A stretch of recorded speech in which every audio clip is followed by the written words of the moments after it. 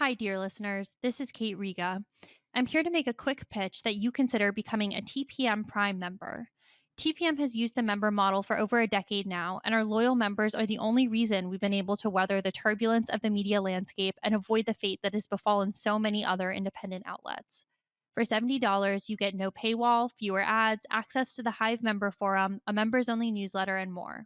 For $140 a year, you get all of that plus no ads at all. Without our members, there is no podcast, not to mention that I'm out of a job. Thank you so much for listening and supporting us. We couldn't do it without you. Hi, this is Josh Marshall, and this is the Josh Marshall podcast featuring Kate Riga. We are recording earlier this week. We're recording on Tuesday, October 28th, just for some internal scheduling reasons. But before we jump into the show, I wanted to let you know about a couple other scheduling things. Next week, we will not be recording on Wednesday, our normal day, and i.e., we won't be recording on Wednesday. The podcast won't be released on Wednesday. And that is because the next day, November 6th, is our live recording of the podcast in New York City. We've been telling you about this. We still have a few tickets left. If you'd like to join us at the Metrograph Theater in Lower Manhattan on November 6th, i.e., 9 days from now, we still have some tickets left. Head by talkingpointsmemo.com. You can pick up a ticket and join us. It'll be a lot of fun. We have a couple other things happening the same night. We have a happy hour after the recording of the podcast. You can see Kate and I do this wonderful podcast live. You can also meet us afterwards, all sorts of great stuff. And we'll have the whole TPM team there. So you can meet us all. It's going to be a great time. And look forward to seeing you in 9 days. So let's get down to talk about what we have this week. And it's funny, we're gonna start off talking about Trump, back to talking about third term. Is he gonna run again? And we actually had some news, I don't know, small news break on this in the last hour or hour and a half or so. But one thing I wanted to kick us off with is I can't. This is a pattern that we all know about, but I heard someone describing the pattern in a very elegant, concise way. And that is that lots of these things Trump talks about, he talks about to get attention, not just to get attention. When we talk about getting attention, sometimes we think about someone who's starved for attention, they want attention. Trump's not starved for attention, but he needs to hold everybody's attention. He needs to always be the center of attention. And that is both part of his personality, but it's also part of his political program. He needs to always be the focus. And he says these things in part to hold everybody's attention, but also to own the libs, to get Democrats mad, to get them fuming, all this kind of stuff. But there is also this pattern that once Trump says something, a key feature of the MAGA ecosystem is that you have all the influencers and the toadies start saying, yes, you should serve another term. And then you get the toady law professors saying, you're not going to believe this, but there's this one trick where actually, notwithstanding that actually a Republican constitutional amendment, right? They did this after FDR, after Republicans got back into power. They wanted to make sure no one ever served 4 terms again like FDR did. So it's actually a Republican constitutional amendment requiring only 2 terms. And then once this happens, once all the toadies and influencers get in the game, then Trump starts thinking like, yeah, I should serve another term. So there's this, and in some cases, this is clearly by design. Everything he does starts as a joke, starts as a taunt, but then it's more than a taunt. In other cases, it kind of takes on a life of its own. For what it's worth, of all the things to worry about, this has never been terribly high on my list of things to worry about for a number of reasons. Um, but we are here today. And Kate, do you want to tell us what the thing is that just it's not a huge thing, but Mike Johnson's thing just this morning, I guess. Yeah, so kind of this renewed news cycle got kicked off. Well, I think in part because the shutdown isn't really producing any news, and people needed something to cover. But Steve Bannon gave an interview with The Economist where he said like there's a plan, right? And he wouldn't talk about it, but he said there's a plan being kind of crafted behind the scenes, and I think that was enough of a new nugget to kind of kick off the yet another round of you know analyzing this and asking people about it. And then this morning, Tuesday morning, Mike Johnson was asked about this by reporters on the Hill, and he said, there's no path for him to be president again. I just talked to him this morning. He's aware of the constitutional limitations, which is kind of interesting, right? I mean, we haven't really seen Mike Johnson embrace the role of like Trump babysitter much yet. He's like been Yeah, pretty comfortable going along and getting along. Um of course, like, and Johnson, what he says is like a little more important than just any Republican, given that if the House is in Republican hands in 28, we've learned from our 2020 experience that the speaker actually has quite a bit of power over these attempts to kind of overturn the election in these like old procedural ways. So that's like the newest nugget. I think everything you said about his motivations is completely correct. And then there's the other piece of it where I think he hates the idea of becoming a lame duck, yeah, right? Of yeah. being impotent. And we're already kind of seeing signs of MAGA people kind of eyeing the future, right? I mean, Hmm. and that's manifesting a little bit in like Marjorie Taylor Greene getting this sudden independence streak and Yeah, clearly trying to take MAGA in a more like pseudo populist direction. And then you have some infighting going on in like right wing media, right? I mean, we saw little glimpses of this we talked about at the time where when the Epstein stuff was really hot, like some of the usual kind of toadies were being a lot more resistant to the Trump line than we've seen before. So I think this is and there was also, briefly Charlie mhm, Kirk. yeah, That was one of the little undulations of that story that he like momentarily went off script, yeah, and then he had a chat with Trump and got back on script. But that right. shows you kind of the degree of it.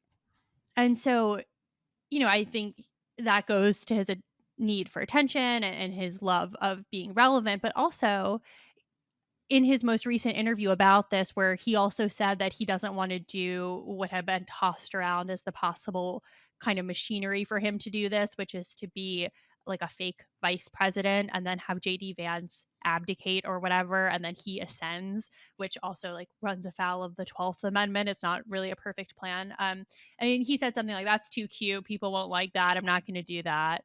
um but then he also said, we got good people, we got JD, we got Marco, but my poll numbers are the best they've ever been, right? So it's the classic kind of Trump uh spin on the situation. But part of this is also he wants to be kingmaker, right? He Hmm. wants to pick who is going to be the next president. And he knows that while he's doing this little flirty thing, nobody else can meaningfully kind of kick off their campaign without like repudiating him, right? Like Yeah, right yeah, now the Republican field is like totally frozen because while he's entertaining this fantasy, anyone else doing a Gavin Newsom really obvious like I am going to run for president thing will probably piss Trump off, so they all just have to kind of cool their heels till he gives them permission.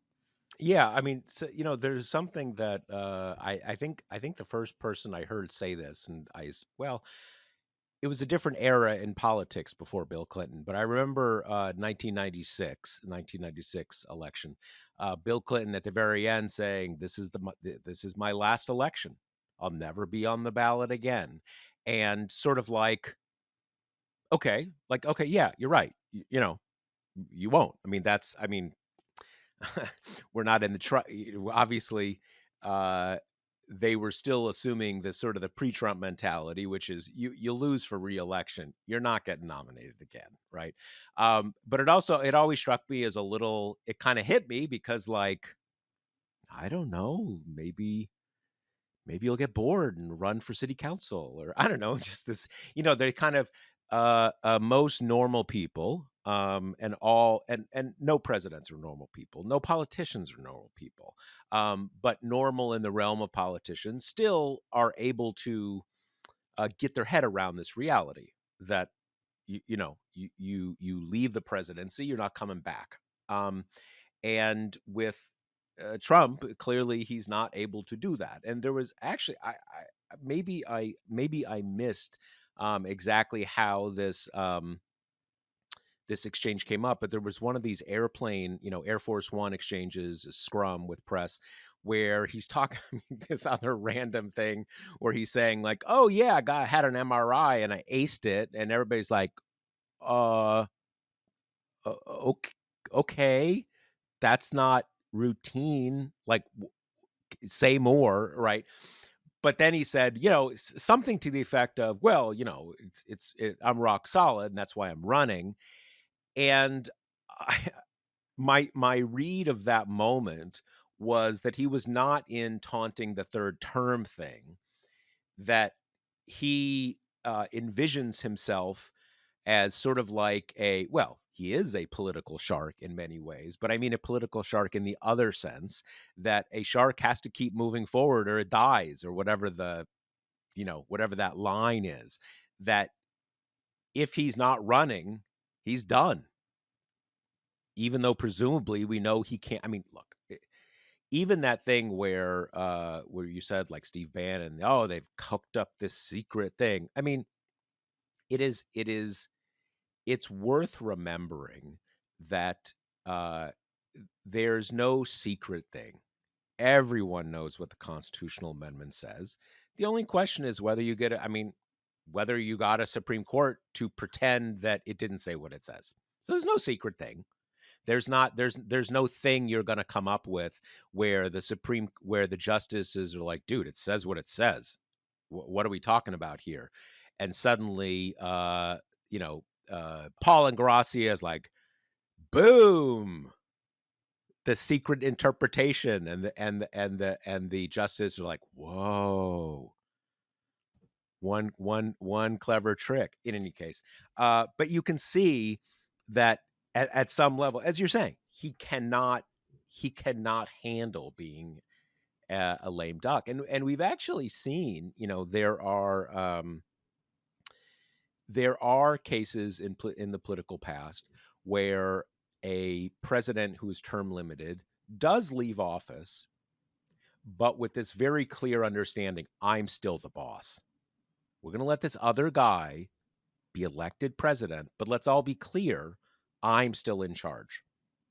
And if I say you're done, that person might have to resign. I mean, look, the ultimate thing, and this is something we haven't even mentioned, Kate, but it's another one of these things of living in Trump's psyche, where he's had a number of times in the last few weeks where he says this thing like, I don't think I'm going to get into heaven. Probably not. We'll see. And they're like, okay, dude. I mean, we're living inside your we're living inside your psychodrama. Um, so clearly he's a man approaching 80, and you start to think about these things. I think we also have to remember Steve Bannon's motivations here. He's not formally part of the White House. He's experienced before the cold draft of Trump's indifference when he got thrown on his ass last time, right? He went to jail. I mean, he's lived a lot of lives since then. And I think saying things like this, like there's a secret plan to beat the 22nd Amendment, it keeps him relevant. It keeps reporters wanting to listen to him, right? It A secret indicates plan to keep the closeness. audience up for the Steve Bannon show. Exactly. Yeah. Exactly. So that's a piece of it too. And I do, before we move on, just want to say, like, there has been one vein of take on this that is you dismiss this to your peril. When has Trump shown any hesitancy about acting like a dictator? We have a pretty good data point about him kind of fighting with violence to try to not be evicted from the Oval Office before. And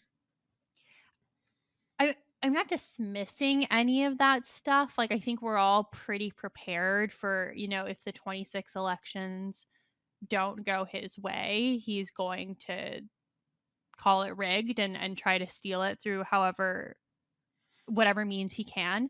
But that's important. It's important to prepare for stuff like that. It's important to have, like, the lawyers in place and really close eyes on whatever, the big races end up being that look like they are the ones that are going to kind of tilt the balance of power. Like, preparation is important, and it is a separate thing than this kind of playing into his hands by just assuming that he can do whatever he wants to do and that he's unstoppable and that any kind of guardrails just won't apply to him, because that is also not what we've seen. Like, that, we don't really have evidence to support that picture of events either.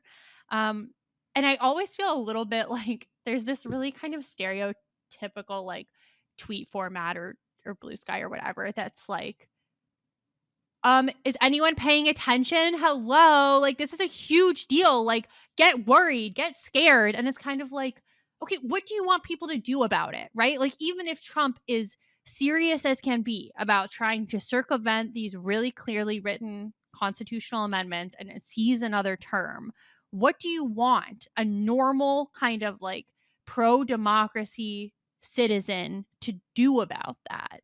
You sometimes get this sense that people are like, if you're not stewing in panic at all times, you are not taking the situation seriously.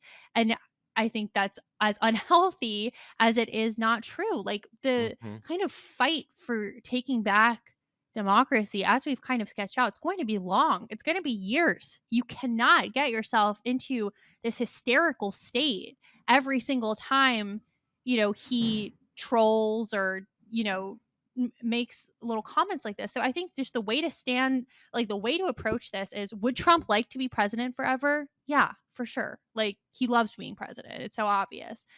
We have these constitutional amendments. Uh, you know, everyone in the whole political world is aware of this and like keeping an eye on it.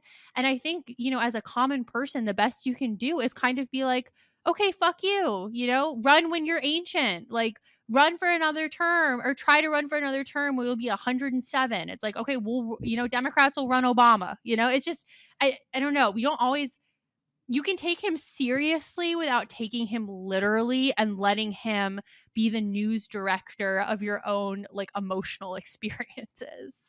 Yeah, well, that's one of the reasons I said the thing about the simplicity of it and the straightforwardness of it. I think everybody should take I certainly take it as a given that he and his people want to take to themselves every power they possibly can. I assume they will try to do everything they can. Some things are easier to do than others, and we have seen that already vividly in over the last 9 or 10 months or wherever we are right now. That within the executive branch, he's a dictator, and he's uh, halfway to being a dictator even before the Supreme Court gets involved, because he has the power to act. And so, you have this thing where he can act, and maybe at some point down the road, a court will pull him back into line, but often you've already got new facts on the ground at that point. We have also seen that what is clear from the nature of our system, that in the states it's much harder because he does not control those people. Doesn't make it impossible, but so Of course he'll try to do everything. And so, like, to your point, and this is so important, that there really are some people that you need to get wound up about this. I'm not wound up about this at all. Of course he'll try to do something. Of course he will. Um, but it is harder. And I also, again, that's why I made the point about there's no complexity here. The constitutional amendment is crystal clear. The only issue is whether you can find 5 justices to say it's not crystal clear. That is not something you have any power over whatsoever. So you need to focus on things you have power over, or things that you can do things about. I mean, I do think, you know, I did a tweet, a blue sky tweet, whatever we're supposed to call those, a little earlier, um, along the lines of, judicial supremacy, or the Supreme Court's supremacy, isn't quite all um, uh, American elite consensus thinking is. Uh, the states shouldn't do things that are clearly against the federal Constitution, no matter what the Supreme Court says. And that's really one of the reasons that this whole third term thing is pretty tough. You're going to have to get his name on the ballot in blue or purple states. I don't think you're going to be able to do that, because he's clearly not eligible. And if you had the Supreme Court, which I actually don't think they will do, say that somehow he is eligible, that's the point where I think states would have to say, no, we're not, because this is clearly false. And it's our responsibility not to do things that are clearly against the federal Constitution. So there you go. And, for what it's worth here, Amy Coney Barrett was asked about this on ... Fox News. It's like so inappropriate, but recently, and she said some kind of, I don't know, the tee up was like, the 22nd Amendment forbids more than 2 terms. If a president tried to do another one, what do you make of that? And she just said something like, well, that's what the 22nd says. You can't do that. Something kind of along those lines. So as much as, we are the last people who would ever, I think, give a rosy view of this court, but it would be a harder one for them to get around than Yeah. in some of the other ways they've done his bidding of late. Yep. So we wanted to do an update on the various redistricting battles. Listeners will remember this was all prompted by Trump basically going to Texas and saying, hey, I want more seats. I want Republicans to be in control of the House forever. And Abbott said, aye, sir, we'll get right on that. So then Democrats responded, and the kind of primary vehicle there is California, which has an independent redistricting commission, and which voters will go to the polls, well, probably now, but next week is election day, to circumvent that process temporarily and pass a map where they can eke out some more Democratic seats. And then this is kind of reverberated out from there. So North Carolina, just the legislature produced a new map that'll give Republicans some more seats there. Florida has a special commission that they're, kind of quote unquote looking at doing this. Hakeem Jeffries just went to Illinois to try to sway leadership there to rejigger a map. Now Mark Elias just filed a lawsuit this week in New York, arguing that one of the districts there is unfairly gerrymandered in an attempt to kind of bypass the independent commission there, though New York is not even a possibility until 28, so it wouldn't be part of this immediate situation. And then kind of the most interesting state is Indiana, which is one of the first ones that the Republicans went to get more seats. J.D. Vance schlepped down, twice to kind of make the case. And still, as of now, the Senate is saying, yeah, we don't have the votes. It's not going to happen.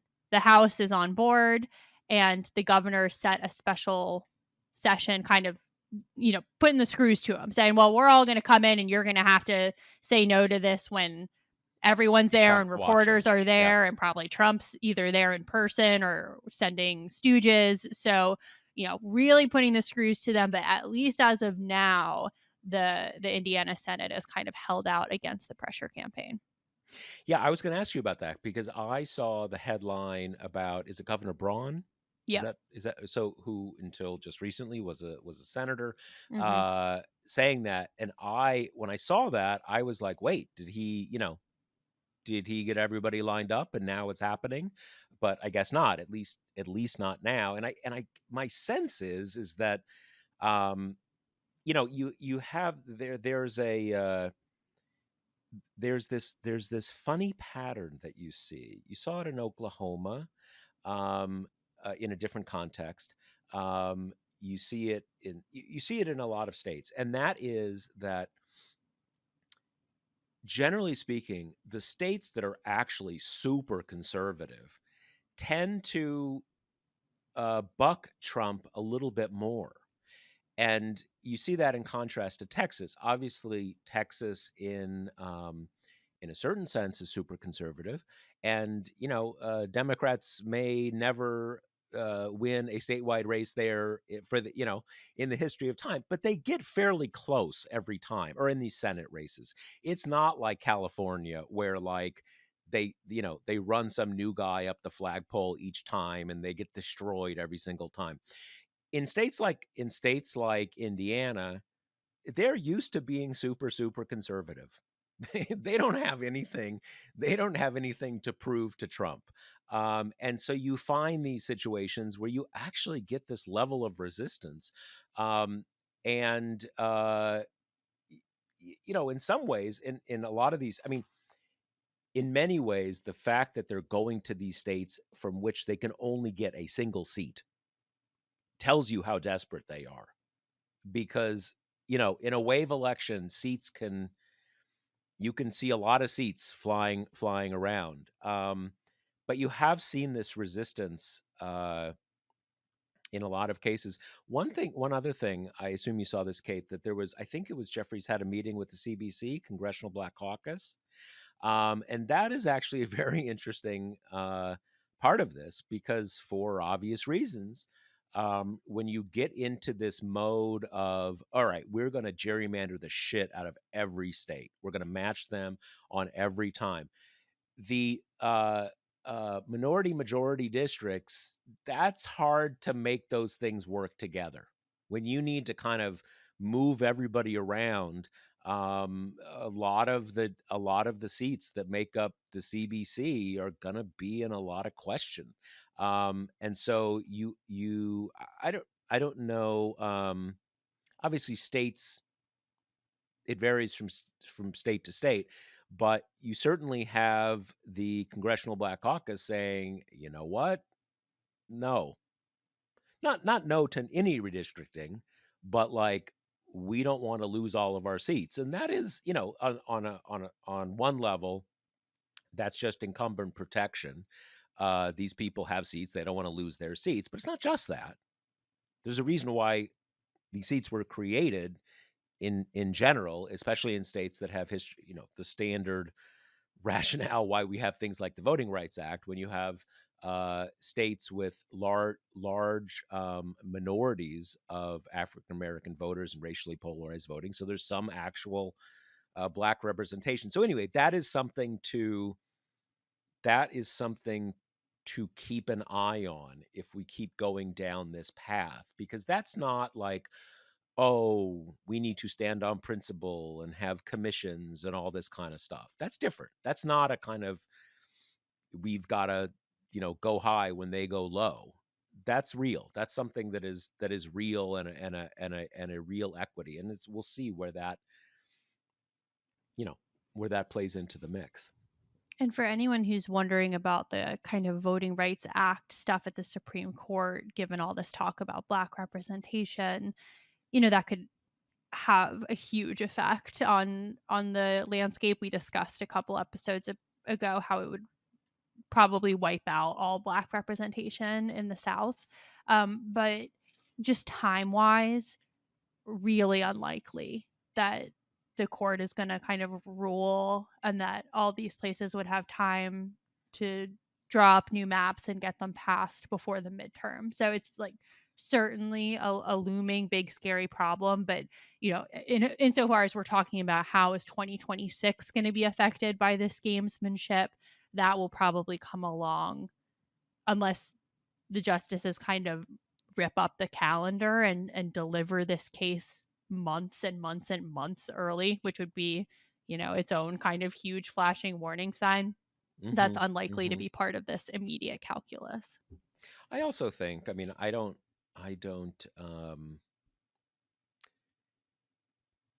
2 centuries ago in the United Kingdom, they had something called rotten boroughs. And that has to do with how parliamentary representation evolved out of a very different system in the United Kingdom. There was no such thing as apportionment. You had some boroughs, which was a district that would be like five guys. Or some that like someone just owned them and it was up to them who they sent. So it was a totally crazy system, and they were called rotten boroughs, and those were kind of ones that the government basically owned. It is not impossible that you, well, it's not impossible at all that you get a system like that in the United States, but I think that will be um, those things are not without consequences, their own political consequences over time. Like you could very well get a system where across the deep south, where you have very large African American populations, you could, I mean, if you really go to the max on redistricting, you could have a situation where it's, I believe it's in Mississippi where the African American population is, I think, approaching 40% or maybe about 40% or something like that. Um, are you going to have a situation where that state, the entire congressional delegation is white Republicans? Maybe. I mean, it would be challenging to do it in redistricting, or maybe in South Carolina, 100% white Republicans. So I don't know. We'll these uh, these things create other kinds of political pressures for what people will stand for. But we'll see this over the next years. Totally. And this is like maybe, feels Pollyanna-ish at this moment, but gerrymandering has been a cancer of American democracy for quite a long time now. And it just was kind of done under the more genteel facade of the old Republican Party. Like this is not at all a Trump innovation. It's been going on for forever. And one thing that this just race to the bottom I think is doing is like really increasing the salience of this issue. And, we're like constantly pounding this drum of really the only thing that matters right now is what Democrats are have the stomach to do whenever they regain power. And, there has to be a list of priorities. And, at this point, the kind of fixing democracy bucket is absolutely going to include redistricting reform. And, that was already part of the John Lewis Voting Rights Act that didn't go anywhere because Joe Manchin and Kirsten Sinema wouldn't get rid of the filibuster. But, you know, the one small kind of silver lining is like, this is so grotesque, that I think it increases the odds that this election rigging behavior will kind of permeate through to people who just have been completely ignorant of it up until this point. Yeah, and it's one aspect of this gets a little bit complicated because it's state rather than federal. Because one of the things that happened during that very actually very brief period where the American Supreme Court was opening the channels of democracy up to let the waters of democracy flow. One of the things they did, what was then called the one man one vote decisions. We have it written in the Constitution that you have to that congressional districts have to have some relationship to how many people live there. Obviously, it's not exactly, but they have to be ballpark. That was not the case in state elections. You could have, and it was fairly standard to have rural districts count for much more than they did than urban districts did, and the Supreme Court said that wasn't okay. So it's a whole other thing with gerrymandering. You don't even have to do gerrymandering if you don't have to have the same amount of people. And you know what I mean? You know what I mean? You don't have to come up with the wild shapes if you just say, "Hey, we're just going to make some normal shapes. This one counts for 5, this one counts for 1, et cetera, et cetera, et cetera." Um, but I will say this though, the first of all, yes, you absolutely need, and that's why I see this is why I see no contradiction or hypocrisy at all to what California is doing, because I want everybody who's elected under these maps to commit they will vote for a redistricting law, a federal redistricting law. If you do that, there's no contradiction at all. The problem, though, is that in addition to that law, at this point, you will also need to reform the Supreme Court. Because in my mind, there is no question that this Supreme Court will simply decide that that law is not constitutional. I mean, I think it's an absolute given. So that is why Supreme Court reform, which still is going to require convincing a lot of people to get on board, is absolutely necessary. There's just no way around it. It's the beginning and the end, Yeah, if you don't have yeah, it, you don't yeah, have anything else. yeah. So All the reform laws you do are meaningless because they will. I mean, I would slightly amend what I was going to say. They will not be immediately overturned.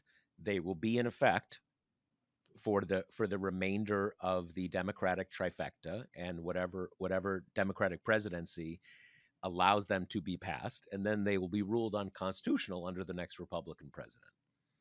So this is why the reform that is necessary is so critical, and why what we discussed last week, Kate, that it was such a big deal that Janet Mills came out and support the incumbent governor and Senate candidate in Maine, came out in support of the Senate filibuster, because Senate filibuster means none of these laws ever happen. It means no Supreme Court reform. So if you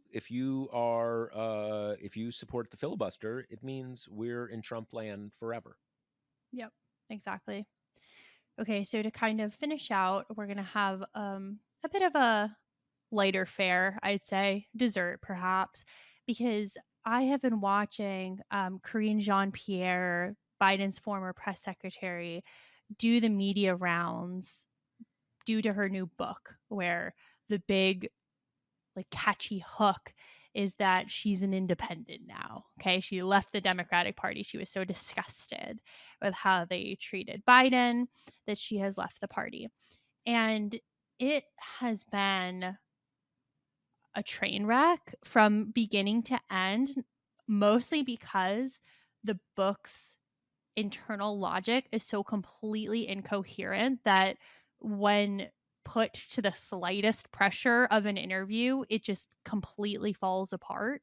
So her basic thesis is that the party was so mean to Biden and has abandoned LGBTQ people and Black women, of which Jean Pierre is both, that she cannot stand to be part of the party anymore. And also, Trump is an overwhelmingly huge threat to democracy. The whole Republican Party is an existential threat to the experiment. And she has no reason for becoming an independent, like no kind of pragmatic purpose of how to combat Trump from without the two-party system, no kind of strategy that being part of the Democratic Party was thwarting. So then she ends up in these just insane tangles where she says they were awful to Biden. The way they treated a good president was like totally unforgivable. And also, it was insane that anyone ever considered skipping over Kamala Harris, and that was racist and sexist. But they did. And also, I never thought that she would win.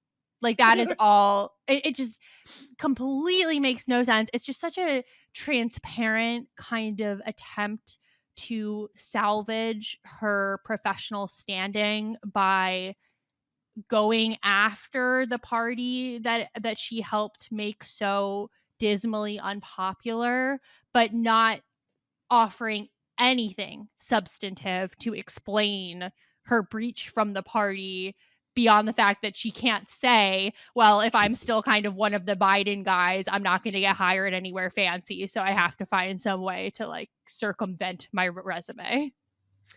Yeah, it's certainly not for me to talk about the Democratic Party standing with black women.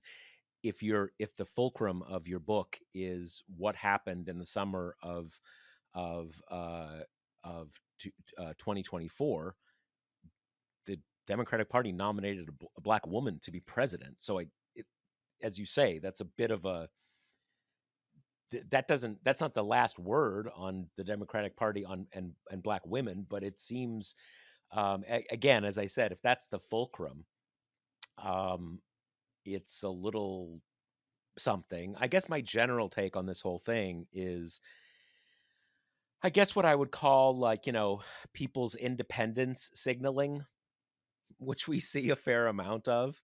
Um, if you are, and look, I don't have a particularly strong sense of her one way or another. I also feel like Joe Biden was treated dismally, frankly. I also think that the 2024 election was at the end of the day about way more important things than Joe Biden. And I was very uncertain at the time what the best thing was to do. I still think it was a very tough call, and that's why it was always a tough call, because it wasn't something you or the Democratic Party collectively could just say, "Oh, we're just going to come at this fresh." Well, it wasn't fresh. That cake had been baked. So I certainly understand that sentiment, and you would probably feel it in an even more focused way if you were with President Biden in that trench, because it was brutal. It was horrible. Having said that, it wasn't about Joe Biden. It can't be about any one person. But on the part of like becoming an independent, sometimes someone becomes an independent because they uh you know reconsider their whole ideological framework, and it is a midway point to joining the other party or something like that. But that's clearly not the case here. If anything, this is it's not precisely right left, but she's kind of becoming independent to the left. That's certainly more than becoming independent to the right. Um, and in that case, that's just kind of a matter of personal branding. Is she gonna vote for is she gonna vote for Trump? Is she gonna vote Right. for a Republican Senate candidate? Presumably not. So to me, it's like when readers tell me, "Well, I'm an independent." If you vote Democratic, like, okay, look, some people want to wear a hat with a feather. Anybody can do whatever they want. It's not really very relevant to me, though. Yeah, and I'm saying this as someone who's gotten increasingly furious with Joe Biden over the past few months. Just my personal emotional state. Like, I'm really angry at that whole situation, kind of even more than I was at the time when it was Which so I which I panicky and totally high under, stakes. which I totally understand too.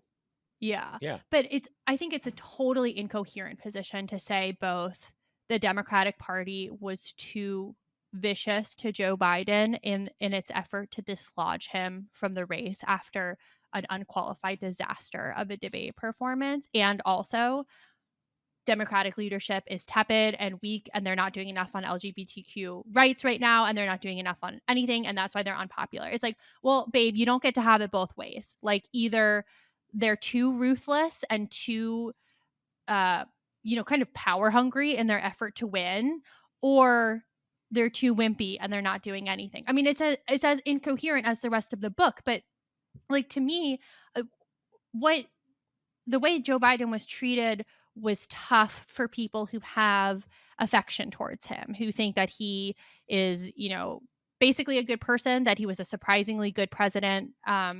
All of that I think is totally fair, but it's insane to me to look at that situation where she, by virtue of being part of this administration, has real culpability for the situation that we're in right now, and to look back on it and say, like, well, the press wasn't nice enough to us, or other Democrats weren't nice enough to us. Like, open your eyes. Come on. Like, you can have personal loyalty towards him and think that it was like awful to watch that period of history. Frankly, that period of history was kind of awful for anyone to watch who wasn't actively rooting for Trump.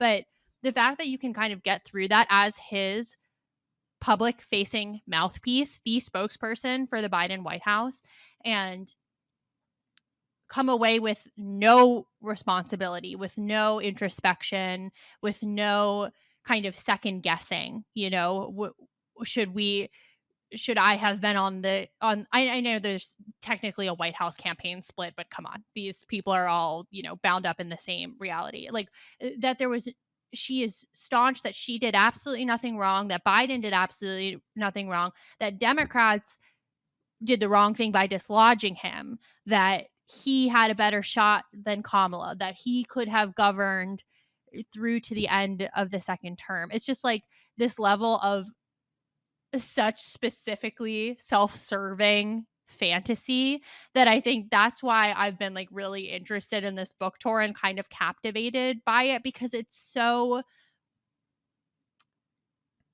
just makes me so angry, because it's just self-promotion, it's just kind of career rehab in the wrappings of legitimate critiques that people have, of Biden and of the party. Yeah, I mean, look, that was a tough situation, and I am open to anybody's take on what the best way to navigate it was. It seems to me you could write a pretty interesting book, just what it was like, because I'm sure it was pretty intense and pretty unfun, right? And not well, you could write that book. My real question is, with to the extent that becoming an independent, the Democratic Party, blah blah blah blah blah, what relevance does this have to today? It escapes me what possible relevance this has to anything that is happening today. And that, look, I was, as people know who were reading or listening to what I was writing or saying at the time, I was I was really kind of divided on this. But I will take away from this, let's not have other presidents who are in, who during their term are in fairly pronounced physical decline, if we can avoid it. I'm willing to take that as a lesson. That that really still doesn't answer to me what I still think is the core difficulty of it, was what you do when you're already there, and you got there for a specific set of reasons, blah blah blah blah blah. But yeah, do I want another, like, 81-year-old president? Probably not. I don't think that went terribly well for the reasons we know. But I'm assuming we're not going to do that again, right? I would assume that if Bernie woke up in a few days and said, I'm feeling good, I'm doing this in 2028, people, I really think, I'm sure you'd have some diehards, but most people say, dude, no, we're not doing that. You had a heart attack like 10 years ago. Forget it. Or 6 years ago or whatever. So yeah, it goes back to the sort of, independent signaling. Like, we're trying to defeat Trump's autocracy project. If you want to call yourself an independent and be part of that, awesome, great. It's so irrelevant. Why would anybody care? Yeah, though I would encourage anyone who's interested to read the Isaac Chotiner interview she did in the New Yorker, who's, if you're not familiar, is this writer who's kind of famous for making his interview subjects look just like totally idiotic by the end of the interview. Um, and it did not go well for her. Well, it also there's a there is a you wonder, why does anybody ever agree to do an interview with Isaac? I don't know if I mean, I have no reason to think this, but he even gets some pretty smart people to look like idiots, right? Or people who have good arguments to look like idiots. I've always wondered, does he have did they get a little did they play around a little with the cleaning up the interview? I mean, because he demolishes everybody. I remember there was a funny time. I assume everybody still remembers the Stephen Glass uh, um, scandal at the New Republic and the movie and all the fabulism stuff. And I can't remember who it was, but the guy, was it Chuck Lane? Was the guy Chuck Lane? Was the guy who you know figured out that it was what it was all fake. And I remember there was an article I wrote like 20 years ago, and one day Chuck Lane called me up or emailed, and he said, "Hey, I was curious where you found these facts for your piece. Could you send me your stuff?" And I think when I replied to him, I was like, "This is the one position no one ever wants to be in, Chuck." You're doing going back and re-fact checking their work. In any case, point being, why does anybody ever agree I to don't do an interview with Isaac Chonder? Because you will be destroyed. I don't know how he does it, but he destroys everybody. I just assume that, sometimes he'll get kind of like some person of prominence in a foreign government to do it, or someone more in the kind of foreign policy realm. And I've wondered before, like, okay, maybe for those people, they're just like, oh, the New Yorker, I Yeah. know that's like a reputable American publication, whatever, and they don't know about his like individual kind of reputation. Right. But she was like the most important communications official in the world. I'm 100% positive she knows who he is. And she must know that her book is ridiculous and that the thesis is completely incoherent. Like, all he really does in the interview is he just keeps there's like two questions that he asks her, and he just keeps asking them over and over and over and over again and being like, I still don't understand what you mean. And one of them was that friction point of her saying people are so sexist about Kamala. It was insane that they were ever considering these little primary things or whatever. And then she says, and I never thought she could win. So he's like, what the fuck? Like, so your position that you're identifying is that you think she should have been the nominee because otherwise would have been to kind of spurn all Black women, despite the fact that I never thought she could win. Like, what? What kind of position is that? You're a professional political operative, Like, is it worth it for the moral victory of having run a Black woman who lost in the most devastating election of our lifetimes? Like, are you feeling kind of good about that outcome? And the funny thing for people who I I don't think I've read one of his interviews for a long time because I usually find them so uncomfortable. But at least in the past, the ones for those of you who have not read his pieces, he's not like a Charlie Kirk where you can say like never debate this guy. He's just straw man and he's playing games. That is the mystery and the amazingness of this interview series he does, that he's not nasty or strawmanning or playing rhetorical games. He just somehow or another, everybody ends up looking stupid, but usually from his asking really quite reasonable questions. Is that your perception too? I think the key to the strategy is oftentimes when reporters get access to someone, important or prominent or who knows a lot, you Right. feel this like crushing pressure to kind of cover as many topics as possible because you've Yeah. only got X for 15 minutes, right? So you kind of pick a few Yeah. of the most important topics and you try to get them to talk about that. And the downside of that approach is professional politicians are good at filibustering, they're good at circumventing, Yeah. they're good at not answering questions they don't want to answer. And when your response is to kind of just follow up with the next thing, that lets them wriggle out of ever having to really answer the question. And he is good at kind of just like, Won't despite let how go. uncomfortable it is, just Yeah. keep coming back to it over and over and over and over again. And I've long thought, I mean, at this point, the White House press corps has been so like infiltrated by unserious people that it's probably not possible to do anymore. But I always thought this was insane that back when, White House scrums and press briefings were more substantive than they are now, that you would have one reporter kind of get shot down or be circumvented by the speaker and then someone else would raise their hand and ask their own questions. I never understood why those reporters wouldn't work in concert to pin the person down about the question that they don't want to answer. Like that's such a better use of the group than just Yeah. giving another question that the person is easily going to be able to dance away from. There was some of that in the Bush era, I think. Really. But some. I definitely don't want to overstate how much, but there was some. Um, I would say too that, and you see this on the Sunday shows. I think another what you just said about finite time, you want to get to all your questions is a key part of it, and filibustering.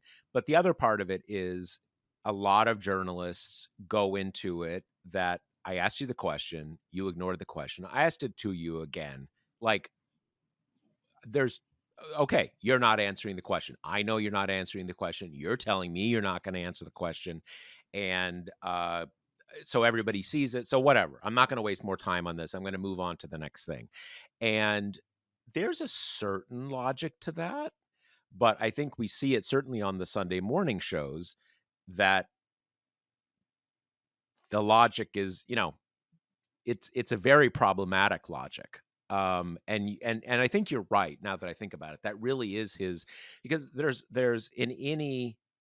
in most Sunday shows, you have a question that is kind of like this, where you ask a question that doesn't have a good answer. The person just says gobbledygook, and then the interviewer says, "You sure about that?" And the person says, "Gobbledy gobbledy gobbledy," and they're like, "Okay, next question." And if you just kind of said like, "Wait a second," and you just zoomed in and say like, "I asked this, and you said this complete non sequitur that has nothing to do with what I asked. So it sounds like you either agree with me that you're wrong or you don't understand the question that I asked. So let me ask the question again. And then, I mean, now that I think about that, that's really every Chotiner interview is basically Yeah. that. He won't let go. And everything goes from there. And I guess at a certain level, it shows that a lot of these people are not dexterous enough to be able to you know to do more than do the gobbledygook thing. Yeah. Because if Totally. you're if you do this for a living, if you do the sort of the idea and words for a living, you can generally fight even good questions to kind of a draw, right? You may not be able to like slam dunk them, but you're going to get some good stuff in there. But most politicians, they're not used to it. They're I not feel they're like not used to it.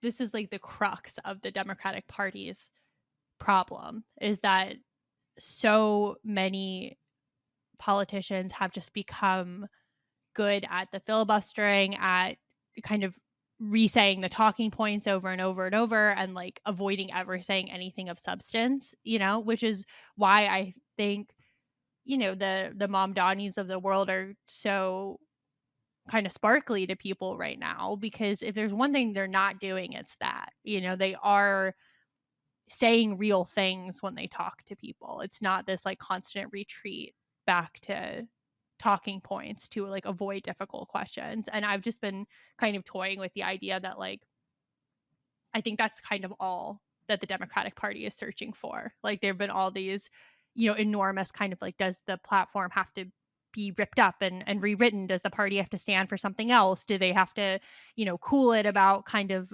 civil rights stuff and get more into and honestly, I've been just toying around with the idea that I think it might just all be a combination of charisma and like kind of a quickness on your feet, like an ability to talk about things without, being afraid, and the Yeah. kind of agility that comes with it, and that it's just nothing more complicated than that. I think that is a big, big part of it. And I think, we're going to see with this Plattner guy up in Maine, can he navigate this? Can he or can't he? And Mamdani is a good counterpoint because he won the primary. There were a number of bogeys, obstacles, issues that he had to contend with to operate in the general election. And I think it is pretty clear he's done that pretty well. Yep. That Eric Adams, Sliwa to a somewhat lesser extent, just because Slee was weird, but Eric Adams and especially Andrew Cuomo have had months and months to hammer him on issues where uh, left-leaning candidates, especially left-leaning Muslim, visibly non-white candidates have had challenges, and he has navigated those. And I think that is some of that is because we're in a different era than we were 20 years ago and stuff like that. Some of that is just some candidates can do it. Yep. You can do it, and as you said, that is some of that is charisma. It's some of that is being quick on your feet. But it is something that voters can sense. If you are thinking, "Wow, I don't want to answer this question. I sure am vulnerable on this question. Can't wait to get off from this question." Man, once you're in that mode, you're done. You seem scared, you seem weak, you seem whatever. So a lot of this really does come down to candidates. And look, I certainly don't think that a party should never kind of shift emphases or stuff like that. Kind of what's the most salient thing, what's the secondary issue, and what's the primary issue. But it certainly doesn't. It sends a very brand defeating message if after every election you're like, should we start believing totally different things? Is it time for us to believe something totally different so we can get elected? I mean, what? Like, what are you talking about? That makes you seem stupid. Like Totally. either you're just running for the hills, or you didn't actually believe any of this stuff that you said just 3 months ago. So like, what? I don't know. A lot of it is, you just need good candidates who are just good candidates. Some of it really, some of it really is as simple as that. All right. All right. Anything else for this week? That's all. Hopefully see you in person next week, everyone. See you then. The Josh Marshall podcast is hosted by me, TPM reporter Kate Riga, and TPM founder, editor-in-chief Josh Marshall. The show is produced by Jackie Wilhelm. Thanks to Why Not Jansfeld for our podcast theme song, and thanks to all our TPM members who make this possible. Rate and review us on Apple Podcasts, and subscribe wherever you listen.